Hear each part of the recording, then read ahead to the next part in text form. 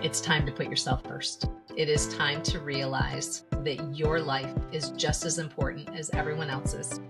That if you want to be there for your kids, your friends, your family, your spouses, yourself, that you have to put yourself first. And it is not selfish. It is probably the least selfish thing that you will ever do in your life. You are worth whatever it takes to be the healthiest and happiest version of you.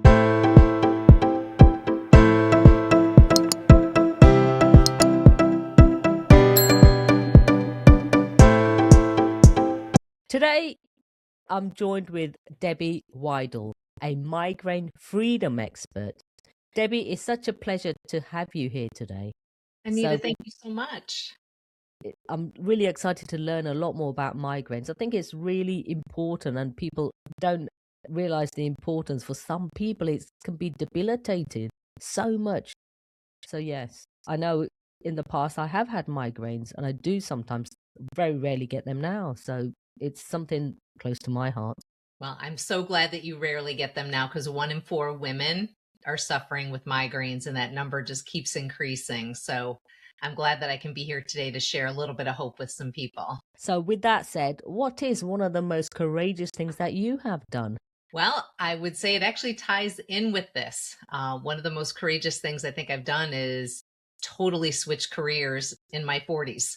I, had a thriving business. Things were going well, but then I just was so sick for so long and did not get the help that I needed, especially getting it quick enough, and had to really take matters into my own hands. And I didn't want anybody else to have to do that. So I totally switched careers. I am not a tech person, and I took my business online. So here, this 40-year-old person trying to learn how to finagle Facebook and Slack and Zoom and, everything else. And I just knew I had to do it. It was scary every day. Some days, I admit, it's still a little scary, and I have to pull my big girl pants on and, learn and know I can do it. But to see women and to see the change that my team and I have been able to make in so many women's lives, it was 100% worth every scary moment and every change that I made to do this. Yes, I can absolutely understand that, because having a business online is one thing, and knowing all the components of it and how it all functions is another. Yeah. And then as soon as you get it, they change the platform and then you have to learn it again.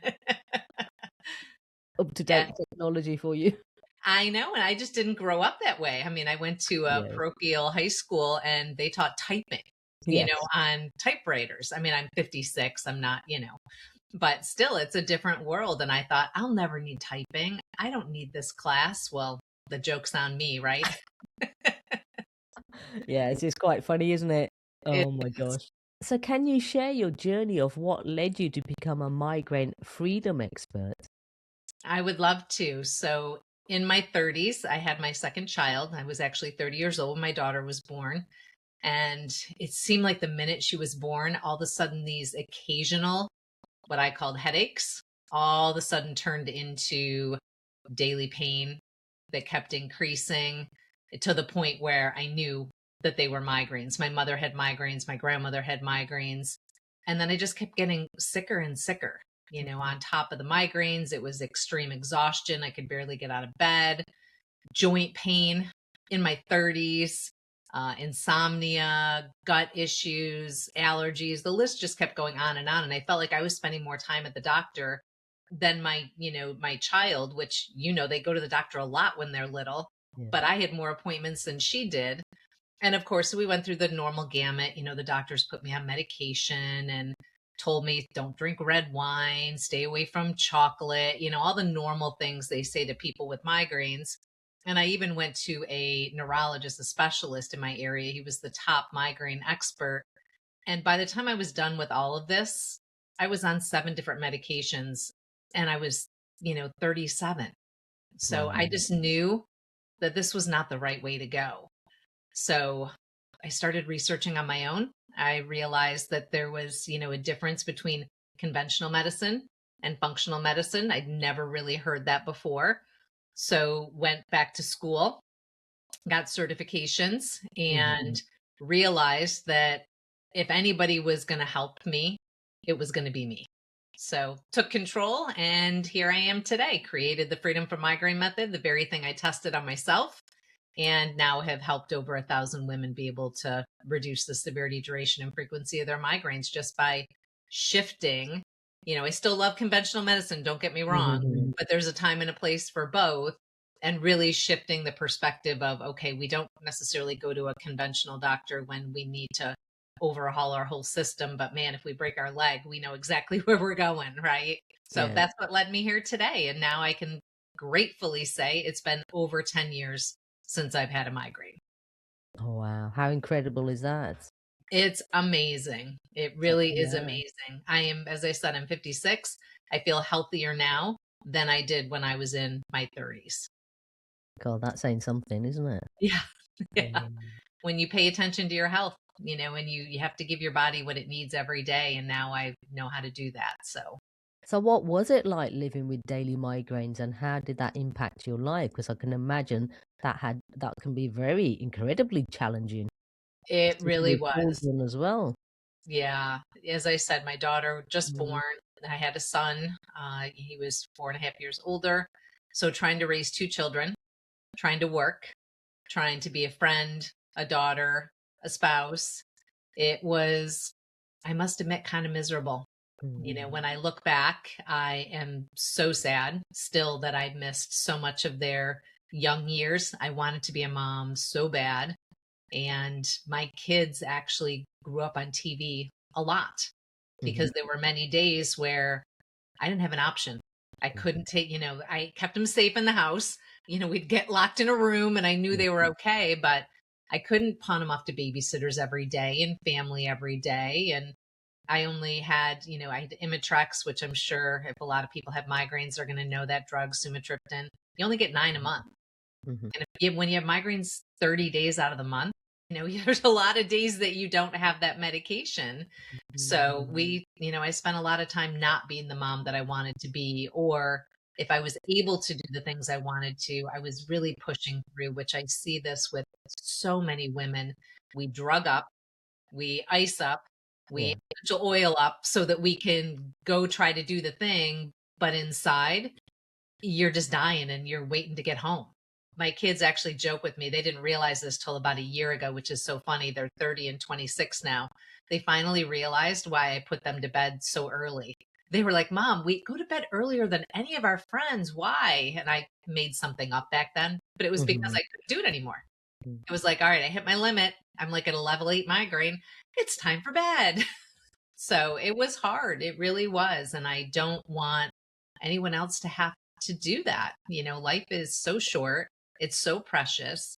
And to waste any of that time on chronic pain, it is just such a waste. So I try not to look back and be sad, but I try Mhm. to look back and look at that as, okay, I have something that I can teach and share with others so that they don't have to do the same thing.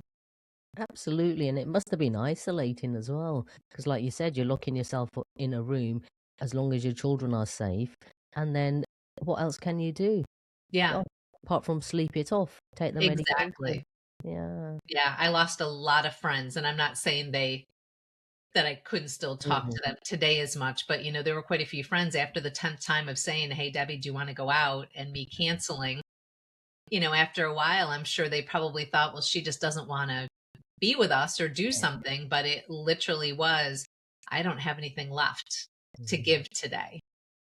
So that was really hard, and some family relationships, and of course, it was a big strain. It's a huge strain on a marriage. Mhm. Trying to My husband would work all day and come home and be like, okay, well, now I'm going to make dinner. Now I'm going to bathe the kids. Now I'm going to do the laundry. And, not that that was necessarily all my job, but I am a big believer of splitting everything in a household. And I was working part time, he was working full time. So, of course, I wanted to pick up some of that slack, but I could barely make it through part time. I really struggled a lot of days just to get to work. But the sad thing is I needed to, because I needed that money to pay for therapies to get through the day because of Mhm. migraines. My money would go to a chiropractor, an acupuncturist, a massage Mhm. therapist, medication, the latest ice hat. So I was working because of my pain, Yeah. which was keeping me in pain. So I was on that hamster wheel the whole Yeah. time, but not realizing it, right? I thought that was the only option. I didn't know there was any other option. So I just kept doing it because I'm like, well, that's what my mother did. That's what my Yeah. grandmother did. Absolutely. Was there a moment where you realized something had to change then? Yes. It was probably one of the darker moments of my life. It was 2 in the morning, 2 or 3, I can't remember. My husband and I were in bed. We got a phone call. And of course, you know your heart when the phone goes off at that hour of the night. And it was my nephew in law telling us that we needed to get to the hospital because my father in law was extremely ill. He was older, you know, he was in his late 80s. And I just turned to my husband and said, I can't drive you. You know, I had taken Imitrex, I had taken a ton of Advil, my head was pounding, it was wrapped in an ice hat, and he had to drive himself. You know, and then about 45 minutes later, my nephew called back and said, if you want to say goodbye, you got to get here. Mm. So I took another Imitrex, I took more Advil, I took Tylenol, and I'm sure a few other things, drugged up to the hill and got myself in the car and drove myself there, you know, totally unsafe. Never should have been driving myself, in massive pain. And it was, you know, he stayed with us for a few more days, but it was, you know, I was a shell of myself when I was there. And I barely remember being there. I know I wasn't there for my husband. And I just feel horrible that chronic pain took that moment and that time from me. And, you know, not even just from me, but from being able to be there for the rest of the family, you Mhm. know, because they kept taking care of me. Debbie, can we get you water? Can we get you ice? Can we, you know, let's get you a chair? And I should not have been the focus of that time, but I was, because I was the one that was in pain. I hated Mhm. that. They would ask me all the time, how you feeling today? How's everything going? Are you okay today? I'm like, oh my gosh, please stop asking me because every day I'm in pain. So every day I have to tell you I don't feel well. And eventually they did stop asking, you know, because it was the same Mhm. answer. So yeah, that was not a good day in my life. That is for sure. And that is the moment that I would say a couple weeks after that was when I figured out I got to take matters into my own hands. And now is the time to make a change. Wow, I can't imagine. I mean, constantly, and like you said, being there for your family, your Yeah. husband, your father-in-law. A difficult situation is an understatement, I can assure Yeah. you. Yeah. Yeah. And my story is not unique to women out there, you know, Yeah. missing a wedding, missing funeral, missing a Mhm. big event for their children. You know, this is something that's so common when we have chronic pain because we think that the only solution we have is symptom suppression, you know, of managing the pain and pushing through. Most of the women I work with, I'm sure not surprising to you, are like triple type A personalities. Yeah. Women that, you know, feel they have to do it all, and Mhm. women that are caregivers. You know, the majority of women I work with are actually in the medical field or in education. Mm. So they're women who are, you know, they're caring for everyone else and putting themselves last. And it's really hard to flip that around and realize you have to put yourself first to be able to help everybody else the way you want to. Couldn't agree more. Yes, absolutely. So, what was the biggest mindset shift that helped you start moving forward towards migraine freedom? Yeah, I mean, it really was that. It was Mm. realizing that it was okay to ask for help. It was Mhm. okay to give myself that grace and opportunity to be able to do something for me. Yeah, I definitely was that woman where, you know, my husband went to work and that's kind of what he did. Yes, he cared. I mean, he loved the kids and played with the kids and did all that, but birthday planning, Christmas planning, grocery shopping, everything was me. And I finally realized that I needed to be able to put myself on the top of that list. Mhm. And it was okay. I didn't have to be superwoman. And I was actually being superwoman by putting myself first so that eventually I could be there and do all those things that I wanted to do. So it was not easy. You know, I grew up in a household where we were kind of taught to be very independent, very self sufficient. My father was a police officer, you know, and it was, we had rules and you did things and you were a, you know, a big contributor to the household, which served me very well, but I took it to the extreme. I can do it best, right? Oh, sure, my husband can do the grocery list, but I can do it better. And then now I'm like, what was I thinking? All those years of doing all of these things by myself, even with my children. I mean, yes, they had some chores and things they did, but I look back now and I'm like, why were they not doing more? I just assumed that, oh, well, I can make their bed better or I can make their lunch better. So fortunately, some of those things shifted. And they remember the day that they started making their lunch. They complained one too many times. And I'm like, oh, this is a perfect opportunity. You're now making your lunch every day. But I think that's one of the hardest things, with women that I work with when they come in to talk to me and we're talking about what help they need, what support they need. It always goes back to, well, I don't know if I have time to do that. He's got soccer and, Robbie's just about to start college and I got to help him and my husband's working full time. And I'm like, okay, but what about you? What time is left for you? And they can't tell me, so I'm so glad that that shifted for me. And trust me, I still do things for my family. I love doing things for them, but I always make sure that my cup is full so that I can do that. And I think there's a lot of women out there like that as well. Always giving, and you have to be able to make sure you are well before you can give. What's something you wish someone had told you 10 years earlier?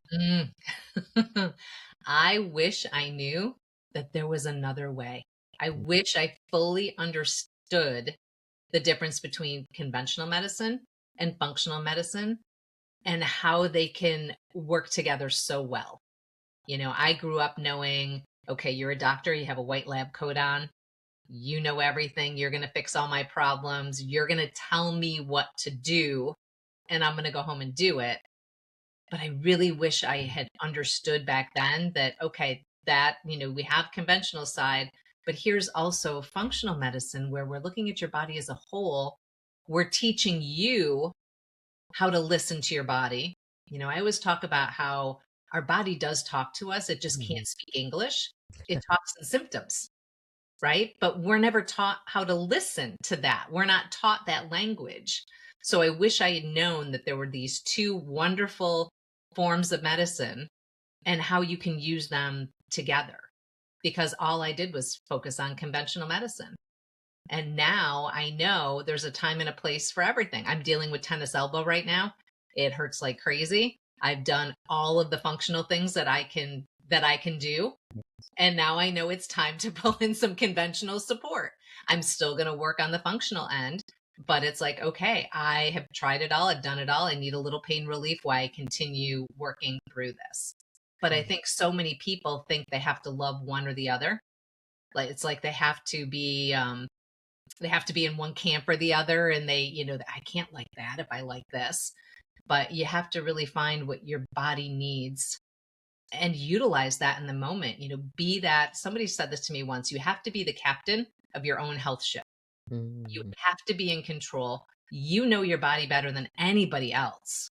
The doctor who sees me for 5 minutes does not know me better. He may have the degree and sure can give me some knowledge and information, but this is my body and I have to live with it every day. It's super important to just understand. I wish I'd understood that then. And I wish I'd known that I can say to the doctor, that's not going to work for me. What's another way? What is something else I can do? I can't tell you how many people I talk to that say, I don't like my doctor. I'm like, well, get a new one. I mean, there are so many different ways. One does not fit all. Oh, absolutely. No. So what did people not understand about what you were going through? Because that's quite a big thing. On the outside, people can think, how are you? Like you said, at the hospital, they're asking how you are. Unless you have migraines or have had a migraine, I don't think you understand, not so much even the level of the pain, but how much it takes up your whole entire life. Even now, I had them every day, but let's just talk about somebody who maybe has them 10 days a month. It still is impacting that person's every single day because they're thinking, how many pills do I have? Do I have enough to get through the month? When is the next migraine going to show up? Is it going to screw up my kid's concert this month? What if I can't, do all the things that I have to get done? What if I have to call in sick and I get fired? What if there's all these fears. So when I ask women, how many days a month does migraine impact you versus how many days a month are you in pain? The numbers are totally different.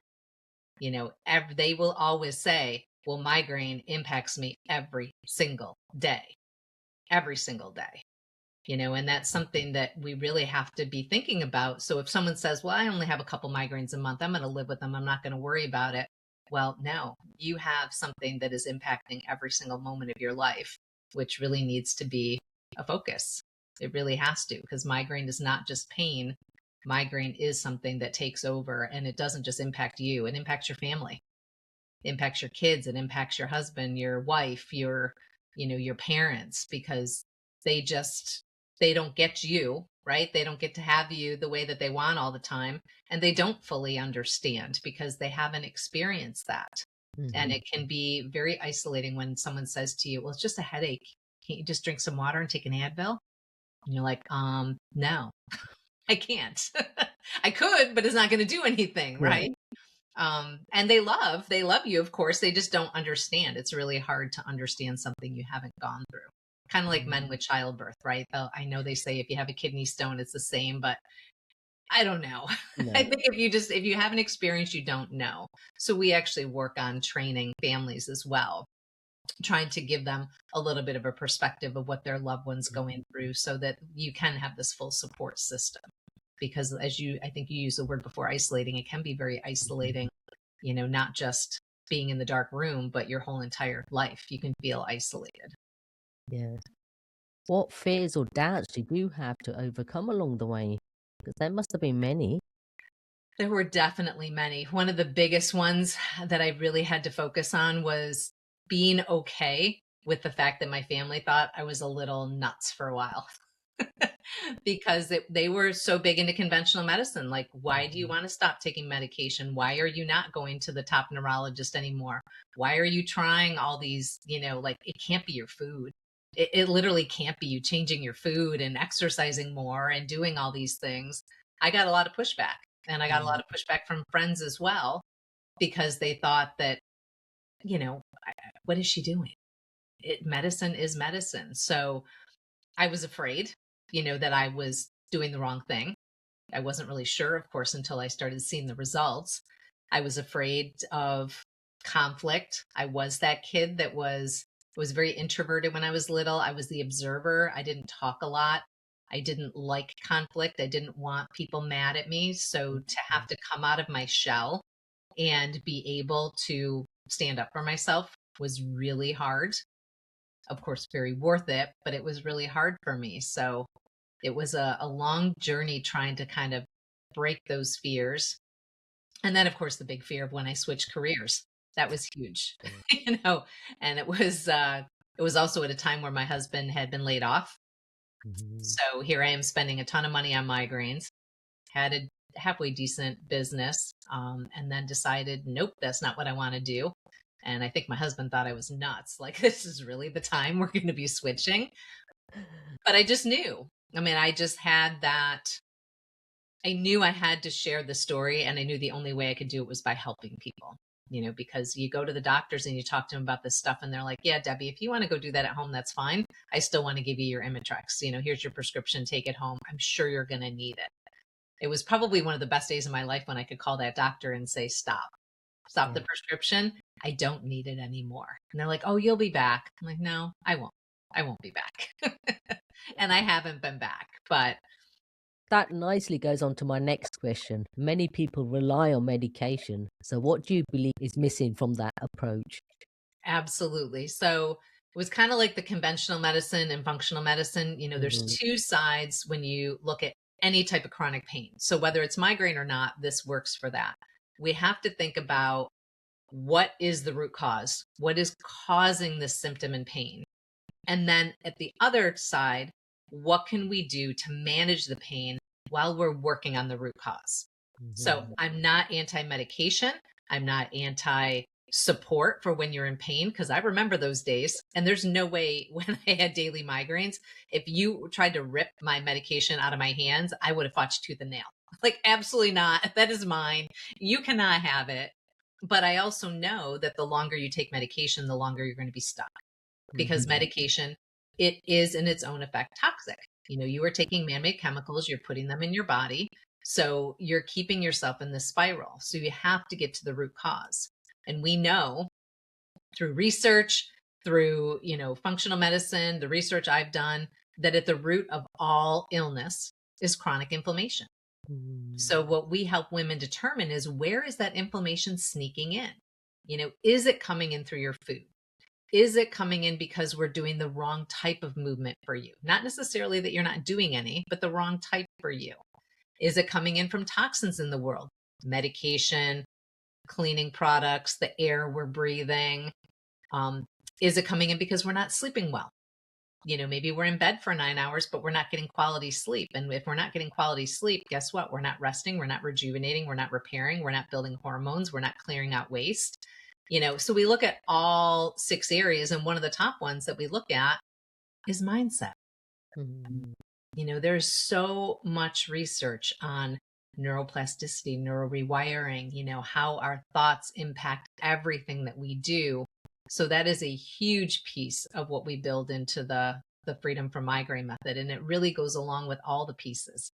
We need to have the right mindset to be able to change how we're eating, to change how we're exercising, how we're sleeping, and all those things. So inflammation isn't just a physical thing that we can say, you could look at me right now and say, well, you don't look inflamed. Well, you're not necessarily going to see it. It's this internal thing that is physical and emotional. So we know the root. It's just a matter of looking at each woman to say, how is that sneaking in for you? What subtle shifts can we make? Not an overhaul to your whole life, because if we overhaul your whole life, guess what? You're not going to keep doing it, right? You're going to say, that's a lot, that's too much. But what subtle shifts can you make that are going to give you the biggest impact to reduce that inflammation? And not just for migraines. I think this is the thing that, women need to remember. They come to me because they want their migraines reduced. I look at them and say, I want to make you the healthiest person you can be. And I want to ensure your future doesn't have cancer, heart disease, strokes, Alzheimer's, dementia, autoimmunity, all of those things in it, which are driven by inflammation. The happy side effect of me helping them reduce that inflammation is, yes, the migraines decrease or go away. They feel so much better. But it's funny, they come to me and they're listing, like Anita, they list off things when I say, so how are the last 4 months gone? Oh yeah, my joint pain's gone. I'm sleeping so much better. My foot pain's gone. My hip, I thought I was going to have surgery. And I'm like, but how about your migraines? Oh yeah, those are great. Those are great. And it actually flips for them too. And they don't even realize it. They didn't realize how bad they felt until they started feeling better. That's so interesting, isn't it? Because they've even forgot about the migraine itself. Yeah, they really do. They really do, which is wonderful, because then I've done my job, because I've taught them a way that they can live the healthiest version of themselves, so that when they're 70, 80, 90, we're not looking at nursing home wheelchair, not being able to do anything with the grandkids. We're looking at someone who's running around the beach, traveling, enjoying life, and feeling great. Because that's the whole thing, right? If we don't have our health, we don't have anything else. Can't agree more. Can't echo that enough. What are some of the common misconceptions about migraines that you'd love to change? Yes. Well, the number one is that the genetics. If my mother has migraines, if my grandmother has migraines, that means I have to have migraines. We know that, of course, genetics does play a component. We actually have a 4-phase system when we work with women, and that is phase number 3 is looking at the genetics. But the great thing about genetics is it's like flipping a switch. When we work on the things that we need to work on, we can turn that switch off. As I said, my mother had migraines, my grandmother, my sister, other family members, and guess what? I'm sitting here with no migraines. So if it was truthful, that I had to have migraines, I would still have them. Now, sure, I did have them, but I was living a very inflammatory life. I mean, I was born in 1969. Guess what I grew up on? Shake and bake, TV dinners, all of that kind of thing. I probably didn't move as much as I should have. And I want people to know they have control. They have control of their health. That is probably the most important thing to know. And then number 2, I talk to so many women who come to me and say, well, I have to fix my autoimmunity first, or I have gut health issues. I have to fix that first. Or I had a car accident 10 years ago and my doctor told me I would never be the same. That's not true.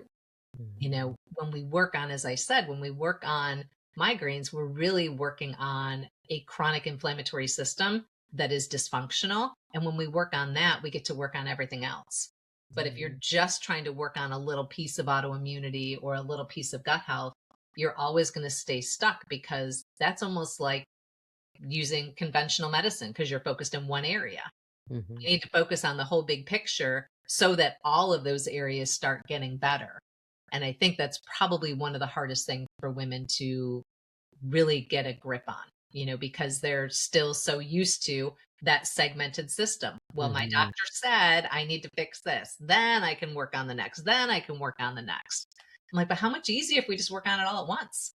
On average, about 4 months. When we support women, on average, it's about 4 months for them to see a drastic reduction in the severity, duration, and frequency. But if they start piecemealing everything together, you could be talking decades, and they'll probably never get there, because they'll keep spinning from symptom to symptom to symptom. So if I could tell two things to people, those would be my top two. But that's how staggering is that then? Yeah. We are a whole. We're not segmented either.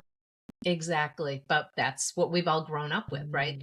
The average age of women that I support is 40 to 65, but we all grew up that way, thinking, okay, I have a gallbladder issue, I go see this doctor. I have a foot issue, I go see this doctor, and that's what we've done. And I'm not saying that that's wrong, but the problem is then nobody's talking to each other. Like, you have a foot problem, but why? Okay, well, it could be that there's actually something wrong in your hip, or it could be that, you're deficient in certain minerals, so your bones are actually not as strong as they need to be. But if we're just looking at a foot doctor and no one's looking at our minerals, we're never going to fix the foot. And that's so interesting. So when you say migraine freedom, what does that really mean? I am so glad you asked this, because it's so important for people to realize that I can never promise that someone's not going to feel pain again in their life. Nobody can, right? You cannot walk up to any doctor and say, okay, I would never like to feel a migraine again. Can you take care of that for me? But in the Freedom from Migraine method, when we say migraine freedom, we mean you are going to do work with us and learn how to get to the healthiest version of you possible. And you are going to create a goal that you would like to obtain. And then through the things that we teach you, we are going to get you either to your goal or as close to your goal as absolutely possible, based on your body, your health, and the biggest thing, based on what you're willing to do. I've had some women join that have said to me, I want to eventually get back to being able to have a glass or two of wine a week. I want that. So if I end up with 1 or 2 migraines a month, I'm okay with that. Okay, that's your goal. Or other women that are like, I am never getting rid of sugar. I am so sorry. It's just not happening. I have to have my chocolate. Okay, there's a choice. Maybe you're going to go from 30 migraines down to 4 or 5 a month that are really like headache level now. So we really, when everyone starts working with us, the first thing they do is give us their short-term goals and their long-term goals. And then based on their health and their health history, we tell them how realistic that is. And then this is what the plan would look like to get there for you. Now, we've taken women from 30 migraines a month, hemiplegic migraines, down to 1 that maybe goes away in a few hours. Some women that have had horrible hormonal migraines, gone down to 1 or 2 that they consider headaches. And some women like myself that are completely migraine free. Now, me saying I'm migraine free does not mean that I've never felt anything. Every once in a while I get some neck pain and neck pressure. And if you're someone, that has migraines listening to this, I'd say probably 70% of the women I work with tell me they have a neck issue, because they feel that pain. They have that tightness. They go to the chiropractor and the massage therapist all the time. So I do feel that probably a couple times a month. That's my warning signal. That is my sign, Debbie, you pushed it a little bit too much. You've done a few too many things. And then once I get back on track, it goes right away. So I'm very fortunate that I have that. We call them prodromes. It's, my pain prodrome. And when I feel it, I know. So we also try to teach women what their prodromes are, whether they're non-pain or pain prodromes, so that they have that warning signal, so that they can get as close to their migraine freedom as possible. That's brilliant, because that's what they need to know, recognize from their Mhm. own body, isn't it? Exactly, because we're not Mm, working with them for life. We want to help mm. them, and then we want them to go live in the world and not feel that they have to continue to have support. We want them to have the tools and the knowledge to be in charge of their own health. That is the most important thing. So you've created a powerful method around this. Can you explain your freedom from migraines method? Absolutely. So the Freedom from Migraine method is a 4-phase system. And we take these women through each one of these phases so that they can learn what their body's trying to tell them and learn the shifts that they need to make. So, phase 1, we actually look at the chronic inducers. And this is one of the phases that many women have started dabbling in on their own, looking at nutrition, sleep, exercise. We have 6 keys in there that we focus on. But what we're doing in this phase is not necessarily overhauling everything they've done, but really trying to figure out what's right for that person.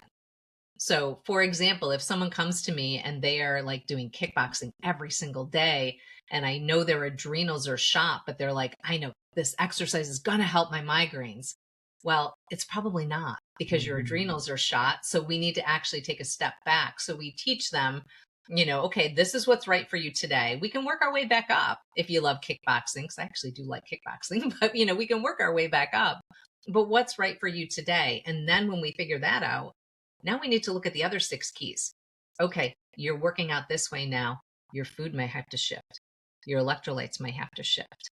It's not just that one piece again. We're looking at everything as a whole to make sure that the way that they're living, all 6 of those areas are working together and not fighting against each other. And then once we do that, we move into phase 2. This is a very common phase for the majority of women I work with, because of course I'm usually the last resort. We've tried all conventional medicine, we've tried everything else. So by the time they get to me, 30 plus years of migraines, everything going on. So this is where we look at the drivers. This could be things like hormones, gut health, past concussions and injuries, autoimmunity, all of that is in the drivers. So what else do we need to shift and change? Can we make some lifestyle changes, or is it something more? Is it something where we have to dig a little bit deeper? So that's phase 2. And then phase 3, we touched on a little bit already. This is the genetics. Do we have genetic history? Do we have maybe some genes that we need to take a peek at? And then phase 4, the phase everyone loves, this is the transformation phase, where we actually teach these women how to be able to live for the rest of their life. I don't want to work with someone and have them feel that they need me forever. So we want to go into phase 4 and say, okay, you've made a ton of changes. Now, are there some things that we can loosen up on a little bit? Like maybe we did go no sugar for 3 months just to really drop that inflammation quick. Well, how can we build that back in so it's sustainable?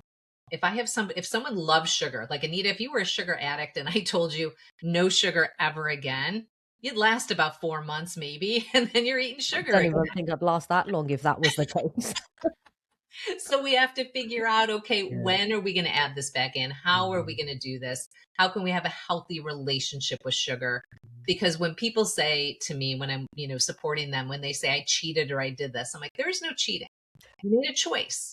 Your choice today was to do this, and that is okay. We have choices. We understand the consequences of the choice, but do you want to make the same choice again?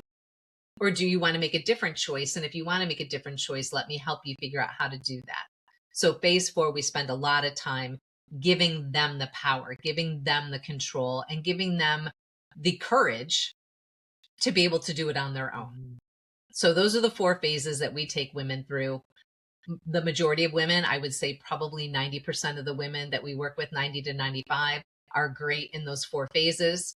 We do support women with very extreme cases, like women that can barely get out of bed, haven't been able to work. And some of those women do move on to our upper level program that we call Destination Zero. It's actually a month by month membership. And this is where if we need to, we can go into some testing, GI map testing, hair trace mineral analysis testing, and dive in deeper into these areas.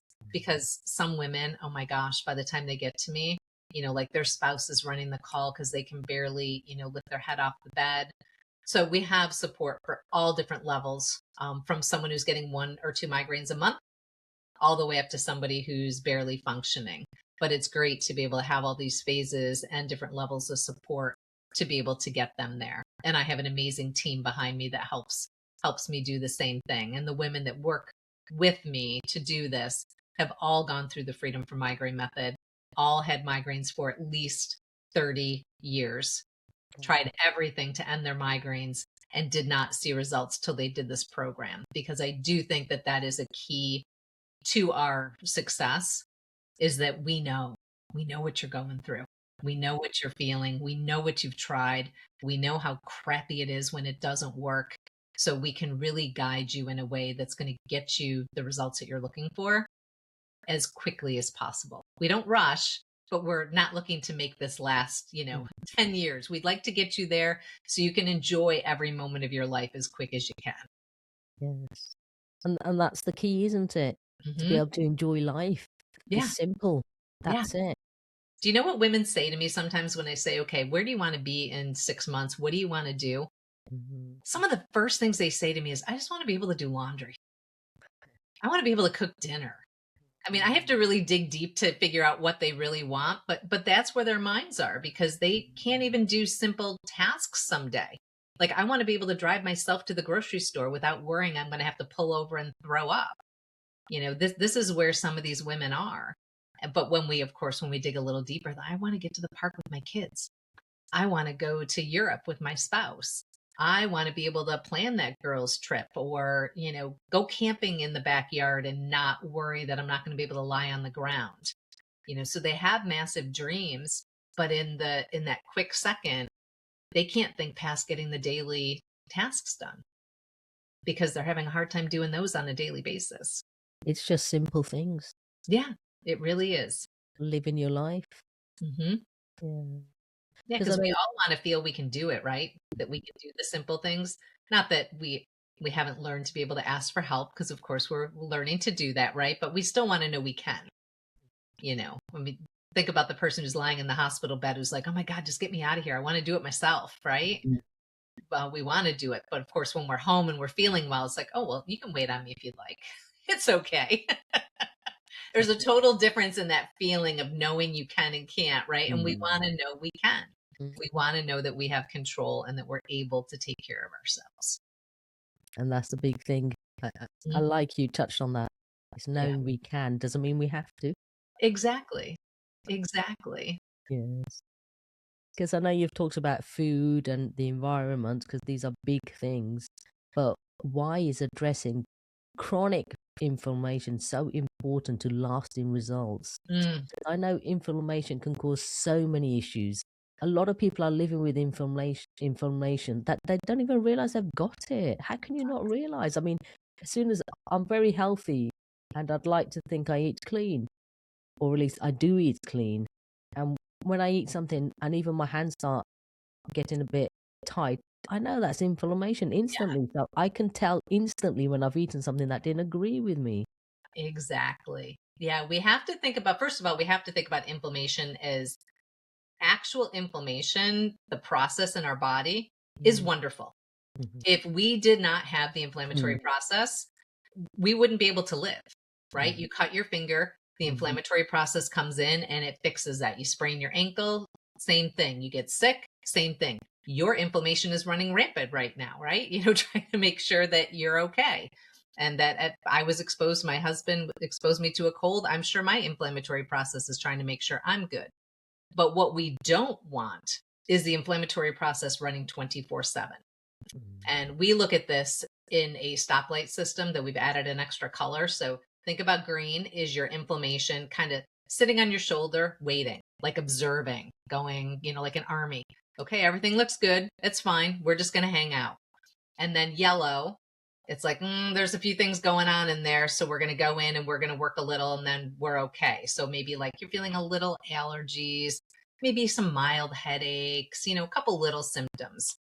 Well, then we get to orange, and your inflammatory process, your little army is like, oh man, there's a lot going on in there. We got autoimmunity, we got migraines, we got gut health issues. they're fighting all day long to try to reduce that inflammation. You've got this army that's constantly fighting. And then red is this army's done. They're exhausted. They can't fight anymore. Now we've got cancer, heart disease, and things that sometimes we can't come back from, right? Sometimes we just cannot come back from that. So we really need to do what we can within our body to support it so that our inflammatory process can work the way it's supposed to. But the problem is some of this isn't our fault. We're living in a society where there's chemicals in the air. I am sitting here with Wi-Fi all around me, right? So I have EMF exposure. I have a plastic pencil, so I'm touching plastic. Some of these things we can't avoid, and we know they are inflammatory. But because I can't avoid some of this, I really need to focus on the things that I can. I really need to focus on the things that I can change. I can make sure that I sweat every day to, release toxins. I can make sure I eat clean. I can make sure I get 8 hours of sleep so that my body can rest and repair. I can make sure that I focus on my mental health so that, I can really keep that inflammation low. So we have to think about all of these things, and not to bring in the big C word, but I really quick, I really do think that COVID would have been a different thing if we had all been a little less inflamed, and even some of the big people talk about this in the functional space, where when we already have a body that's inflamed and then something else severe like that comes in, your body doesn't have the full strength to fight it. It just doesn't. So the healthier we can make ourselves with the less our inflammation process has to work on a daily basis, the more it can help when we really need it. And that's the thing. It is about taking control as well. Absolutely. We have to. We have to be in charge of our own health. Yes, we need experts. Yes, we want to talk to somebody. Like I always joke, I would not jump on a plane and say, oh, let me fly today because I read a book, right? We need experts, but that doesn't mean that I can't be smart when I get on that plane and listen to the safety features and pay attention and be observant, right? There's a difference between the two. For sure. What's one small step someone listening today can take to begin their journey? Yeah, I have people do this exercise quite often when I first meet them. It can really just be taking an inventory of your world. Sit down, whether it's with your phone, computer, piece of paper, and just kind of think about, what do I do that is kind to myself on a daily basis? And what are some of the things that I know maybe don't serve my body well? Because let's face it, we know a lot of them. If you're somebody that eats sugar 3 times a day, somebody that only works out once a month, somebody that, watches Netflix instead of sleeping, you kind of already know some of the things that you can shift a little bit. And I'm not saying all those shifts are going to make you 100% pain-free, but just being observant and starting to make some of those little shifts can get you going in the right direction and can really start making you think about what your priorities are, because it does have to be a priority in order for you to be able to do the work. If somebody comes to me and says, yeah, I really want to be migraine free, but I want to go to Disney more. Well, there's a priority, right? You really have to be in that space to want to make the changes. Otherwise, you're not going to make a change. So make your list, see what's there, and really look at what's important to you and what you feel you can do. Pick the thing that you can be most successful at. So if you've written down 15 things that you're like, I could change all 15. Well, what's the one thing you're going to be able to really dial in on? I think you can be the most successful at. So let's just say you wrote down, I never drink water, I never exercise, and I go to bed really late. Well, chances are that going to bed really late is probably going to be hard for you to change. Nobody likes going to bed earlier, but maybe you have a dog and you're like, you know what? I can walk the dog 3 days a week. That is something I can be successful at because the dog needs to go for a walk.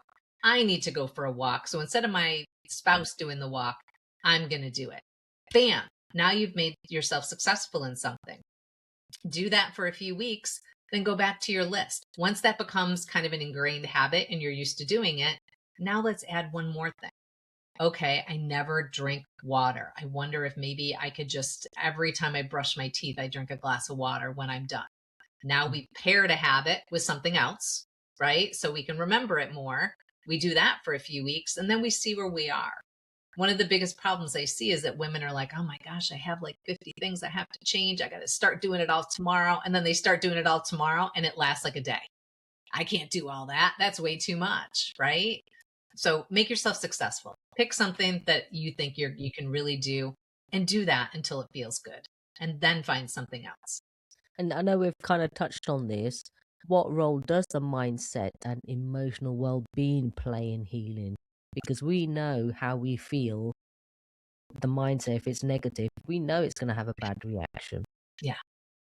In my opinion, and the opinion of many people in the functional space, stress actually causes more inflammation than inflammatory food. So many women focus on, I got to get my diet perfect. Like my macros have to be right and the electrolytes have to be right. And I have to eat the right vegetable at the right time. And then they tell me how miserable they are at work, how they're unhappy in their marriage. And let's face it, if you have migraines, how can you not be stressed? I don't know anybody that has migraines that is not stressed. So if we know that stress is causing all this inflammation and we keep shoving things down, nothing's ever going to get better. And we have to have a different mindset in order to be able to make some of these changes. We have to be able to think, okay, this is going to work. I do deserve for this to work and I do deserve for things to feel better. And if we aren't able to shift in that way, nothing is going to stick that we do. And then people are going to be doing a 3 to 4 month program with me. And then afterwards, they're going to go right back to where they were. We know this is so important. I have a separate coach that is just a mindfulness coach. I have a separate coaching call every week that is just a mindfulness call every week. And we focus on different topics every week. We have different activities that we do. And every single thing that I do, mindfulness is built into it. That is how important this is. We actually made this shift when COVID hit, because we have like a 95% success rate of helping women reduce the severity, duration, and frequency of their migraines. Well, COVID hit and all of a sudden the numbers were changing. I'm like, okay, is it because of the illness? Is it because, what is going on? Well, it was everyone's mindset shift. It was isolation. It was, my gosh, am I going to have a job tomorrow? It was, how am I going to get my medication? Like some places the medications weren't coming in on time. And so all of a sudden I was like, all right, we need a quick shift. So this is when we started building things in. And as soon as we did, everything started changing again. People started getting the results they were looking for. People started feeling better quicker and they feel more supported because migraine is isolating.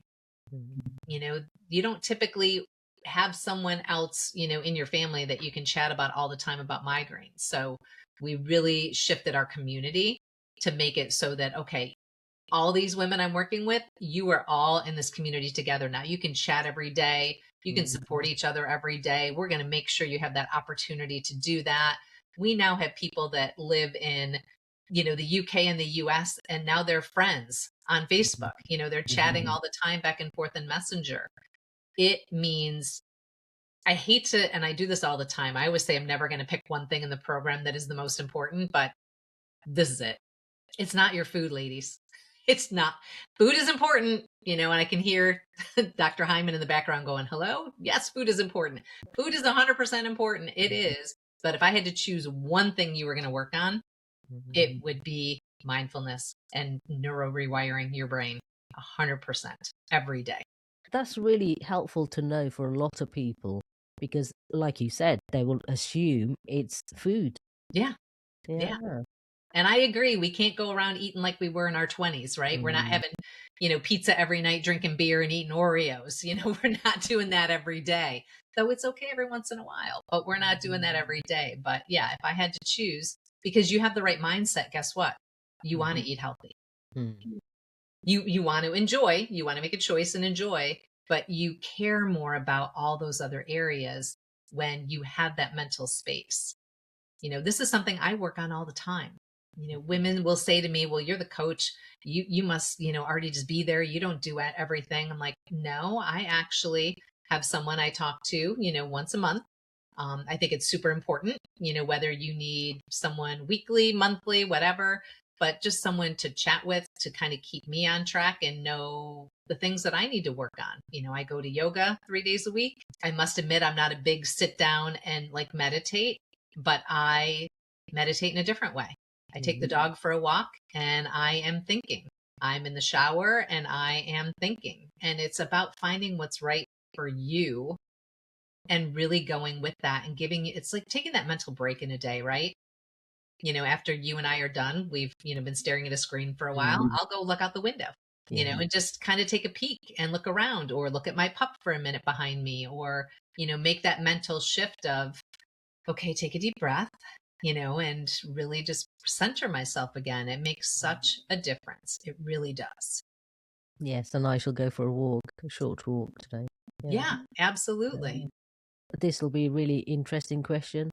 If you can possibly name one, what has been the most rewarding part of helping others achieve migraine freedom? Yes, I love this. I get the opportunity when we are completing our time with working with someone to jump on a call like this and chat with them. And of course, I always ask them, how things were in the beginning compared to now. And just hearing the changes in their life and the things that they're now able to do, each time I hear it, it brings me goosebumps. Women that have said to me, I got to go to Ireland. I took a 2-week trip to Ireland that I thought I would never be able to do. Because I always ask them at the beginning, what's your bucket list? What are the things you want to do? As I said, let's get past the laundry. What do you really want to do? And to be able to see them experience those things and hear their stories.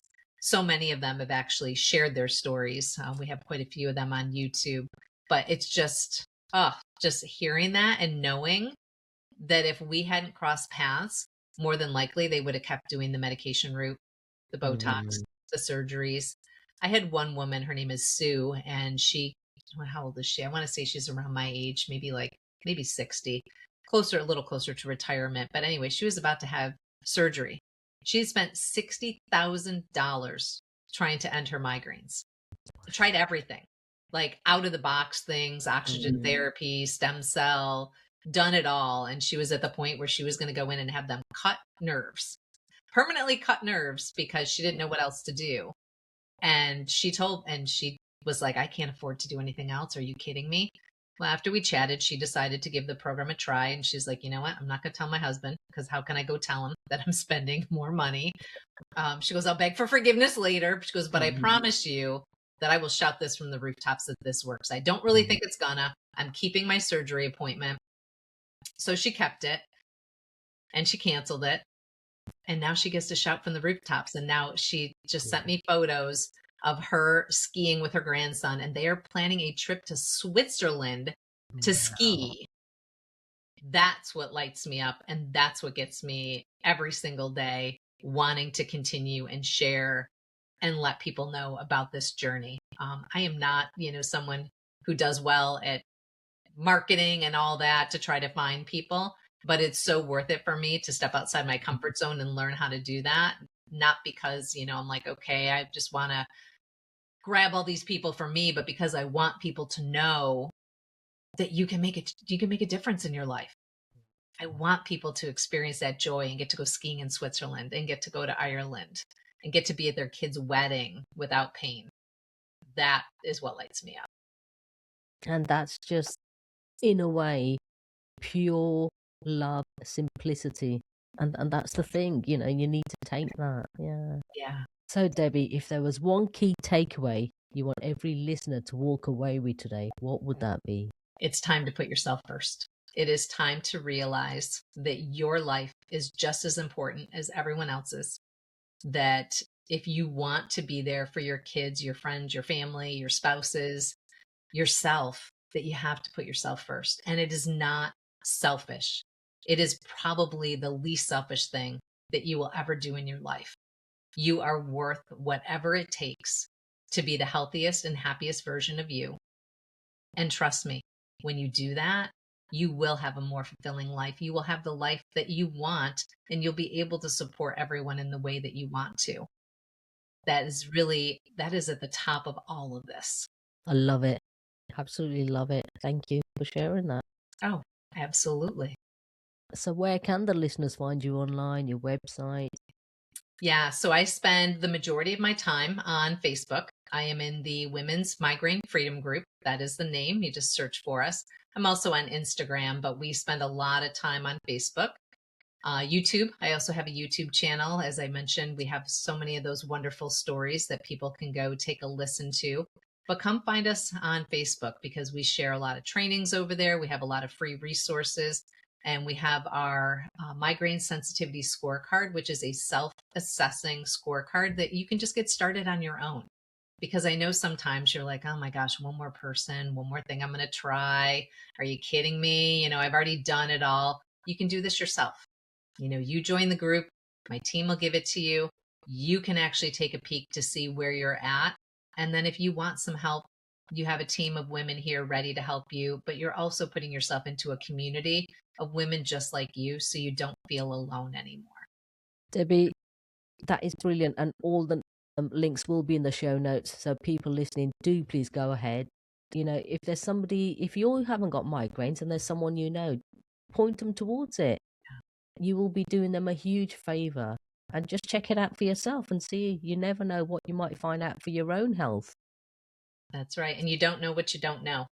So it doesn't hurt to take a moment to see if that can save you years of not feeling well. Thank you so much. Oh, thank you. This was wonderful. So, Debbie, thank you so much for sharing your insightful wisdom and knowledge with us today. And by doing so, you've helped so many other people and truly made a difference. I'd really like to acknowledge you for that, Debbie. Thank you. Well, thank you, Anita, for giving me this opportunity to share. It's been my pleasure chatting with you today. It's been an absolute pleasure. And with that said, we are all about Create the Courage to Be Fearless podcast here. What is your definition of courage? My definition of courage is being able to do something that you know is hard, that is scary, that you think other people are going to think you're crazy for, and doing it anyway. Just do it anyway. Put yourself first, get yourself out there, and don't worry.